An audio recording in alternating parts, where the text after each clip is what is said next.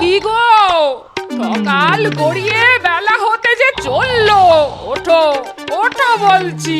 ওহ না, মানুষটা একবার চোখ বুঝলে একেবারে অন্য দেশে চলে যায়। এইভাবে মানুষটার ঘুম ভাঙানো যাবে না। এই এই এই, ওঠো ওঠো ওঠো। কে কে কে? ওহ, এই তো এতক্ষণে বাবু চোখ খুলেছে। বলি কি গা, সংসারে কোনো তো গা নেই, খালি খাওয়ার ঘুম খাওয়ার ঘুম। ঘুম এই পৃথিবীর সব থেকে শান্তির জিনিস গো গিন্নি। ওই দেখো খালি বড় বড় ভাষণ। বলি একটু গা গত নাড়াও না গো, থলেটা নিয়ে বাজারের দিকে যাও, ঘরে যে কিছুই নেই গো। কি হবে গাগতর নাড়িয়ে? শোনো গিন্নি, একটা খরগোশ সারাদিন ছুটোছুটি করে কিন্তু বাঁচে মাত্র 15 বছর।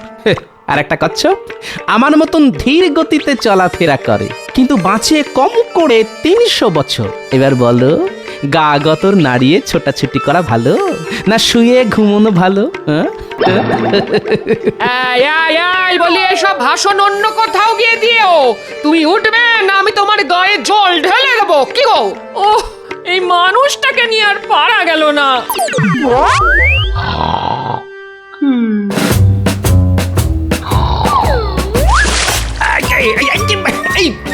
আরে এটা কি হলো? এই তুমি উঠবে নাকি আমি আবার? ওরে বাবা রে!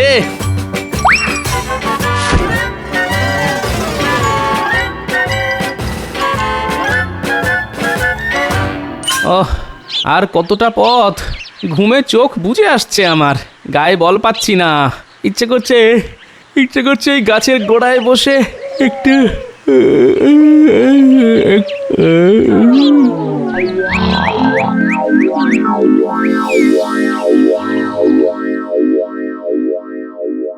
তখন থেকে কি এত ভাবছেন মহারাজ? ভাবছি গোপালের কথা। ও যতই অলস হোক না কেন, এমনিতে মানুষটা তো খুব হুঁশিয়ার।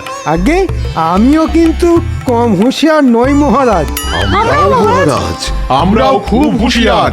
না না না, গোপালের মতো হুঁশিয়ার মানুষ কিন্তু খুব কমই আছে। মহারাজ, আমিও কিন্তু গোপালের থেকে কোনো অংশে কম যাই না। না না, মুখের কথায় তো আমি বিশ্বাস করব না, প্রমাণ চাই। প্রমাণ না দিলে আমি কিছুতেই বিশ্বাস করব না তোমরা হুঁশিয়ার। প্রমাণ দেবার জন্য আমাদের কি করতে হবে মহারাজ? কি করতে হবে? কি করবে কি? তোমরা আমাকে নিজেদের হুঁশিয়ারির পরিচয় দেবে। যার হুঁশিয়ারি দেখে আমার মনে হবে যে সে সত্যি সত্যি খুব হুঁশিয়ার মানুষ, আমি তাকে 200 মোহর পুরস্কার হিসেবে দেব। তবে ওই 200 মোহর আমার ঘরেই উঠবে। না না, ওই 200 মোহর আমার। না আমি সবচেয়ে বেশি হুঁশিয়ার। 200 মোহর আমার। না না, আমি সবচেয়ে বেশি হুঁশিয়ার। আমি আরে ওই দেখ, ওটা গোপাল দাদু না? আরে তাই তো, চল তো গিয়ে দেখি।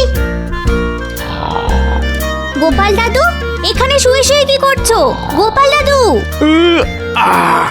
জব্বর ঘুম হলো। ও গোপাল দাদু, এখানে কেন ঘুমাচ্ছ গো? আর কি করব বল, তোদের দিদা আমাকে শান্তিতে ঘুমোতেই দেয় না, আর তাই তো এখানে। যাকে অনেক দেরি হয়ে গেছে রে, তাড়াতাড়ি পা চালিয়ে যাই। ওদিকে রাজসভা যে প্রায় শেষের মুখে।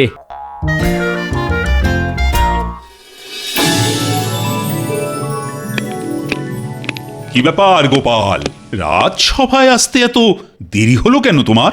এই রে, মানে ভাই, সব আমার চোখের দোষ মহারাজ। আমার এই চোখ দুটো বড্ড বেয়ারা, একবার বুঝলে কিছুতেই খুলতে চায় না। থাক, বসো বসো গোপাল। আজ রাজসভায় সবাই নিজেদের হুঁশিয়ারির প্রমাণ দেবে বলেছে, তোমাকেও কিন্তু নিজের হুঁশিয়ারির প্রমাণ দিতে হবে। গোপাল আর কি প্রমাণ দেবে মহারাজ? গোপাল তো সারাদিন খালি নাক ডেকে ঘুমোয় আর খায়। চেনা পুরোহিতের পইতে লাগে না মন্ত্রী মশাই। আমি চোখ কান বন্ধ রেখেই নিজের হুঁশিয়ারির পরিচয় দিতে পারি, আর আপনি সেটা চোখ কান খোলা রেখেও দিতে পারবেন না, এই বলে দিলাম। আমার খালি বড় বড় ভাষণ, আমিও ছেড়ে দেওয়ার পাত্র নই গোপাল। গোপাল বনাম মন্ত্রীর লড়াই যে জমে উঠেছে দেখছি। ঝামেলা নয় মন্ত্রী গোপাল, তোমরা দুজনেই শান্ত হয়ে বসো তো, আমি বিচার করব তোমাদের মধ্যে কে বেশি হুঁশিয়ার। তবে নিজের হুঁশিয়ারির পরীক্ষা দেওয়ার জন্য কি করতে হবে সেটাও বলে দিন মহারাজ। বলছি একটু আগেই গোপাল বলেছে যে সে চোখ কান বন্ধ রেখেই নিজের হুঁশিয়ারির পরিচয় দিতে পারে। গোপালের হাতে মাত্র একদিন সময়, আগামীকাল গোপালকে তার এই কথার প্রমাণ দিতে হবে। গোপাল যদি সবার সামনে তার কথার প্রমাণ দিতে পারে তাহলে আমি গোপালকে পুরস্কার বাবদ 200 মোহর দেব। এই গোপাল রাজি তো? আগে এক পায়ে রাজি মহারাজ।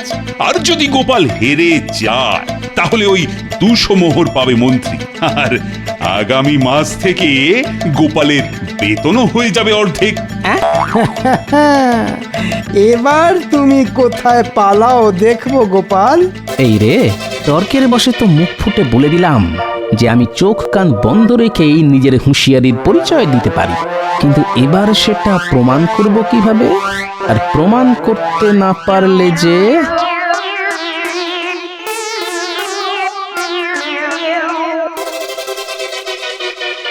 গোপালের মুখ দেখে মনে হলো গোপাল বেশ চিন্তায় পড়ে গেছে মহারাজ। পড়বেই তো, গোপালের মুখ থেকে এমন একটা কথা বেরিয়েছে যে সেটা প্রমাণ করা অসম্ভব। ঠিক বলেছেন মহারাজ, যে কাজ চোখ কান বন্ধ রেখে করা যায় সে কাজ চোখ কান খুলে রেখেও করা যায়। গোপালের নিজের হুঁশিয়ারির ওপর অনেক অহংকার মহারাজ। এবার আমি গোপালের অহংকার একেবারে মগ ডালে তুলে দেব। থাক, তোমার দৌড় কতটা সেটা আমার জানা আছে মন্ত্রী। তোমাকে একা কিচ্ছু করতে হবে না, যা করবে তোমরা সবাই মিলে করবে। আমরা সবাই? হ্যাঁ, এবার যে করেই হোক গোপালকে হারাতেই হবে। তোমরা সবাই আজ থেকেই গোপালের পিছনে পড়ে যাও। গোপালকে চোখে চোখে রাখতে হবে। গোপাল কি করছে, কোথায় যাচ্ছে, সব খবর আমার চাই। এবার আমি গোপালকে আচ্ছা জব্দ করব।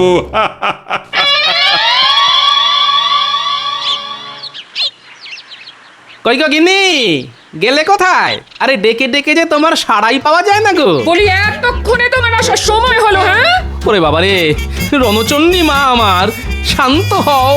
এতক্ষণ কোথায় ছিলে শুনি? সেই কোন সকালে তোমাকে বাজারে যেতে বলেছি, এত বেলা হয়ে গেল। বলি দুপুরে খবরটা কি শুনি? যাচ্ছি। রাগ করো না গিন্নি, আমি এক্ষুনি যাচ্ছি।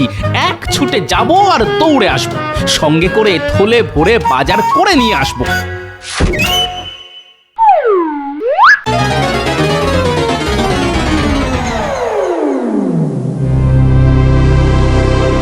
কি বুঝলেন জ্যোতিষী মশাই? বুঝলাম, গোপাল আর কাউকে ভয় পাক না পাক, নিজের গিন্নিকে কিন্তু জমের মতো ভয় পায়। হ্যাঁ, কি বলো? ঠিক বলেছেন।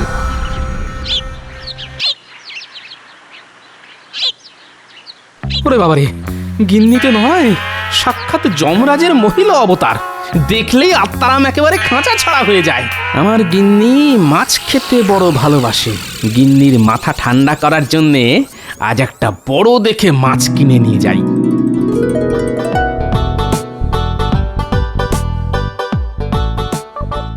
দাও তো ভাই, তোমার দোকানের সবচেয়ে বড় মাছটা তাড়াতাড়ি দাও দেখি।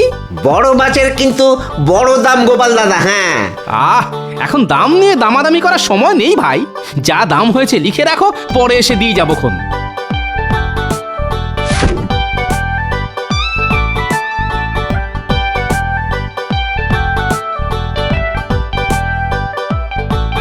মাছ তো কেনা হলো, এবার একটু মশলাপাতি কিনে সোজা বাড়ি।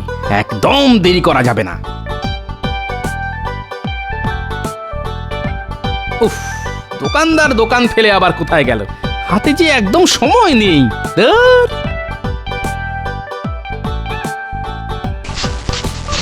কি করছো গোপাল দাদা? আমার হাতে একদম সময় নেই ভাই, তাই নিজেই নিয়ে নিচ্ছি। হ্যাঁ, কত দাম হয়েছে খাতায় লিখে রেখো, পরে এসে দিয়ে যাব।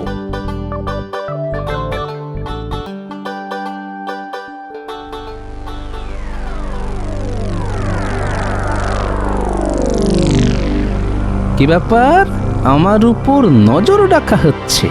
বুঝেছি।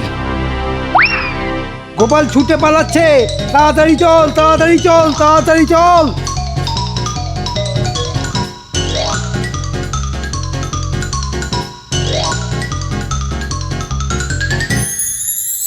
গিন্নি, গিন্নি, কি হয়েছে? বলছি তোমার মাথা কি আগের থেকে একটু ঠান্ডা হয়েছে? হয়েছে গো হয়েছে। এবার মাছের ঝোলটাকে বলো কেমন হয়েছে?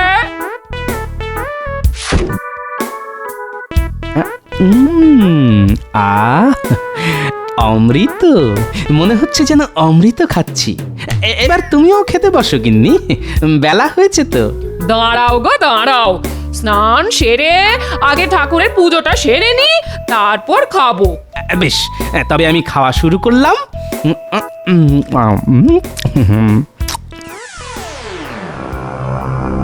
দেখুন দেখুন, গোপাল কেমন গোকরাসে খেয়ে চলেছে। আমার মনে হয় গোপাল ওই নিজের হুঁশিয়ারির প্রমাণ দেওয়ার জন্য রাস্তা খুঁজে পেয়েছে। হ্যাঁ, রাস্তাটা খুঁজে পেয়েছে। শুধু গোপাল খুঁজে পেলেই হবে না, আমাদেরও জানতে হবে গোপালের পেটে পেটে কি আছে। তারপর আমাদের গোপালের পরিকল্পনার উপর জল ঢেলে দিতে হবে, যাতে গোপাল নিজের হুঁশিয়ারির পরিচয় দিতে না পারে। মনে হচ্ছে আমার পিছু নিতে নিতে সবাই এখানেও পৌঁছে গেছে দেখছি। এ নিশ্চয়ই মহারাজের বুদ্ধি আমাকে বিপদে ফেলার জন্যে। দাঁড়া, এবার দেখাচ্ছি মজা। জব্বর খাওয়া হয়েছে, এবার একটু জিরিয়ে নি। আমার আবার খাওয়ার পর ঘুম না হলে মাথা খুলতে চায় না, আর আমার মাথা না খুললে 200 মোহরের সঙ্গে সঙ্গে আমার বেতনও অর্ধেক হয়ে যাবে। সেটা আমি কিছুতেই হতে দেব না। শুনলেন মন্ত্রী মশাই, এবার গোপাল নিশ্চয়ই কিছু না কিছু একটা করবেই করবে।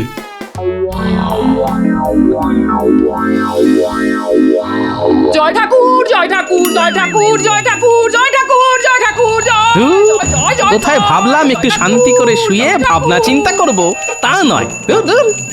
উফ, থাকা যাবে না এই বাড়িতে। এই আমি চললাম।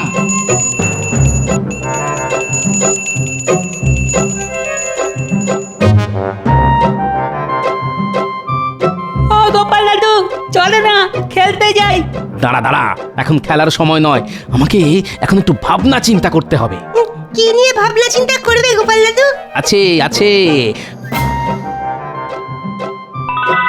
দাঁড়া, এবার দেখাচ্ছি মজা।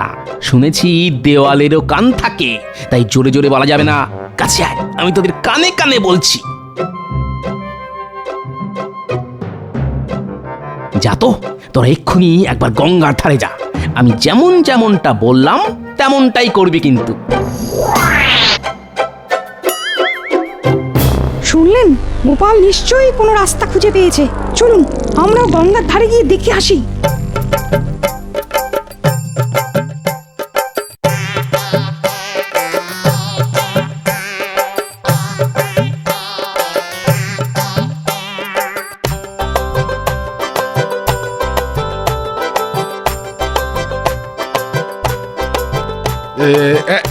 এই বাচ্চারা, হ্যাঁ তোরা এখানে কি জন্য এসেছিস বল, তাড়াতাড়ি বল।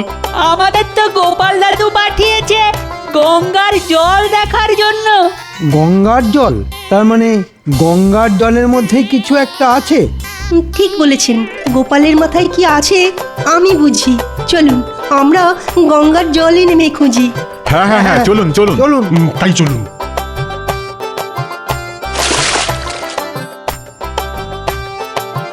গোপাল দাদু যা যা বলেছিল সেই মতো কাজ হয়ে গেছে। চল খবরটা গোপাল দাদুকে দিয়ে আসি।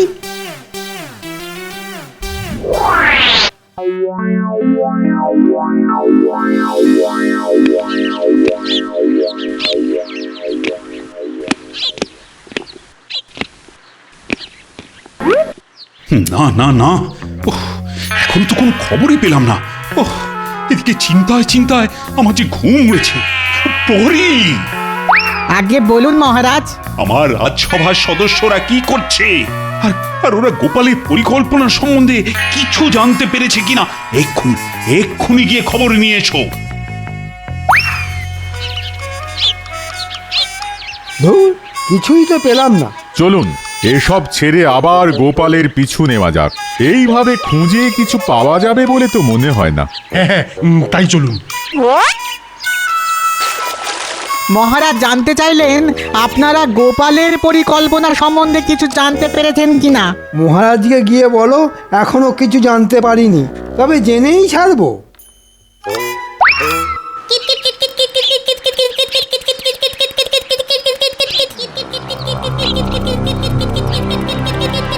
নাও গোপাল দাদু, এবার তোমার পালা। ন্যাপলা, গুলটে, এই গাছের মগ ডালে ওই জিনিসটা আছে তো? আছে গোপাল দাদু। হ্যাঁ, আমি নিজের চোখে দেখেছি। তাহলে আর এখানে দাঁড়ানো ঠিক হবে না, চল অন্য কোথাও গিয়ে খেলা করি। কাল ঠিক সময়ে এসে ওটা গাছ থেকে পেড়ে নিয়ে যাব।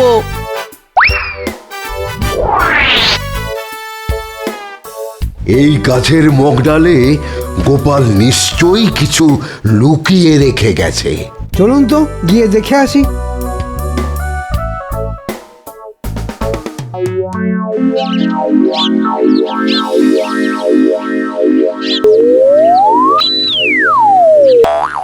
দাঁড়ান মন্ত্রী মশাই, এভাবে হবে না।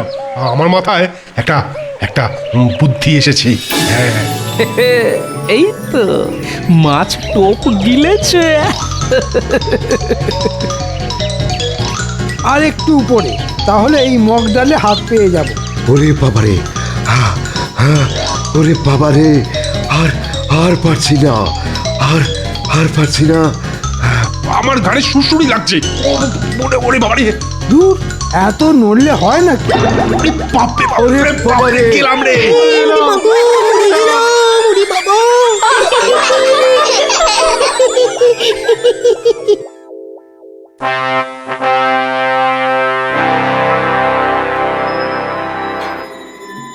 ছি ছি ছি ছি, তোমরা এতজন মিলেও গোপালের পরিকল্পনাটা কি সেটা উদ্ধার করতে পারলে না।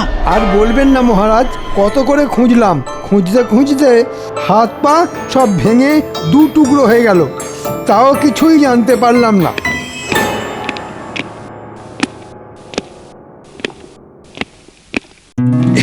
এসো এসো গোপাল, এসো, আমরা তো তোমার জন্যই অপেক্ষা করছিলাম। গোপাল ভাঁড় নিজের কথার প্রমাণ দেওয়ার জন্য তৈরি মহারাজ।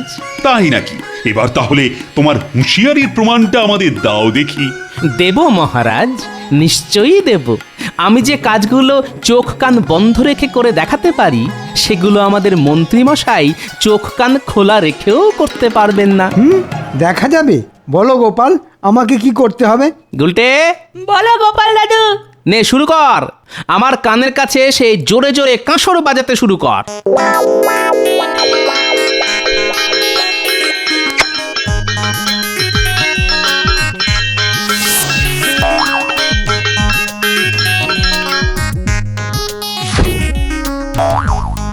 মন্ত্রী মশাই, আমি যে কাজটা কান বন্ধ করে দেখালাম, এবার সেটাই আপনি কান খুলে করে দেখান দেখি। এই যে, কি হলো গুলটে, দাঁড়িয়ে কেন? শুরু কর। ওরে বাবারে, থাম থাম বলছি, কানে তালা ধরে গেল যে। কান তো গেল, এবার চোখের পালা। মুটি, এই নাও গোপাল দাদু।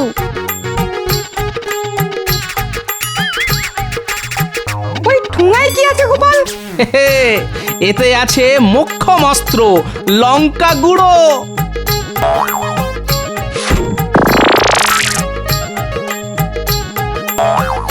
মন্ত্রী মশাই, এবার যে আপনার পালা।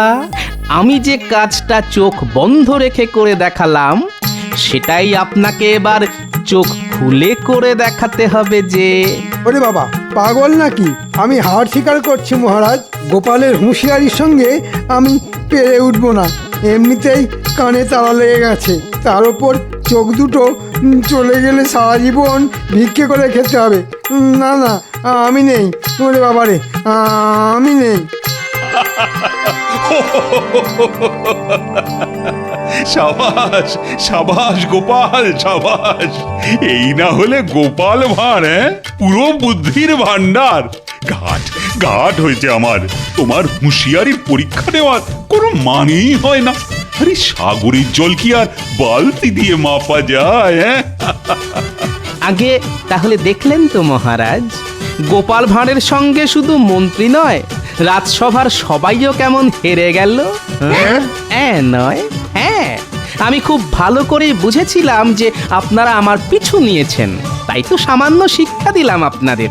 আর আমি এটাও জানি যে কার বুদ্ধিতে আপনারা আমার পিছনে জোকের মতন পড়েছিলেন, তাকে খুব সম্মান করি কিনা, তাই তাকে কিছু বললাম না, এইবারের মতন ছেড়ে দিলাম।